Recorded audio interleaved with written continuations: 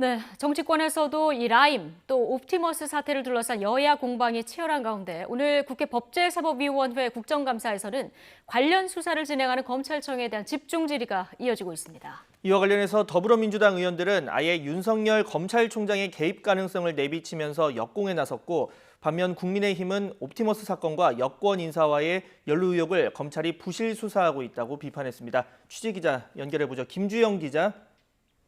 네, 국회입니다. 네, 오늘 가장 관심이 가는 상임위원회가 법제사법위원회인데요. 라임 옵티머스 사건 관련 질의가 지금 이어지고 있죠? 네, 그렇습니다. 국회 법사위는 오늘 서울중앙지검과 수도권 검찰청을 상대로 국정감사를 진행하고 있습니다. 특히 옵티머스 사건을 수사하고 있는 서울중앙지방검찰청과 라임 사건을 수사하고 있는 서울 남부지방검찰청에 관심이 집중되고 있는데요. 여야 모두 초반부터 상대방의 연루 의혹을 꺼내들며 집중 질의에 나서고 있습니다. 성공에 나선 민주당 김용민 의원은 검찰이 야권 인사와의 라임 사건 연루 의혹을 제대로 수사하지 않은 것 아니냐고 지적하면서 윤석열 검찰총장을 겨냥했습니다. 윤 총장이 뽑은 검사들이 라임 사건 수사에 투입됐다는 의혹, 또 윤 총장 장모 주변 인물과 라임 사건 관계자가 겹친다는 의혹 등을 들며 수사가 미진한 이유가 이것이냐고 추궁했습니다. 반면 국민의힘 유상범 의원은 여권 관계자들의 연루 의혹이 제기된 옵티머스 사건을 강조하며 검찰의 부실 수사라고 주장했습니다.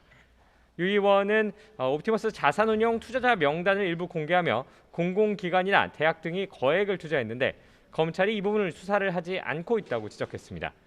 또 관계자들의 진술을 제대로 조사하지 않고 있다면서 서울중앙지검장의 수사 의지가 전혀 없는 것이라고 비판했습니다.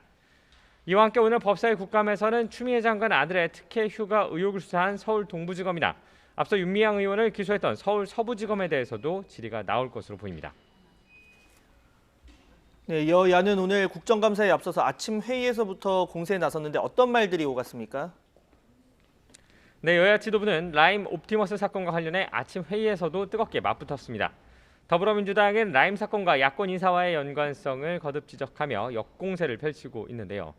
민주당 이낙연 대표는 라임 사태 핵심 인물의 옥중 서신을 언급하면서 야당 정치인에 대한 로비 의혹을 검찰이 부실 수사한 것 아니냐고 비판했습니다. 검찰이 검사 비위와 야당 정치인 로비 의혹을 알고도 제대로 수사하지 않았다고 폭로했습니다.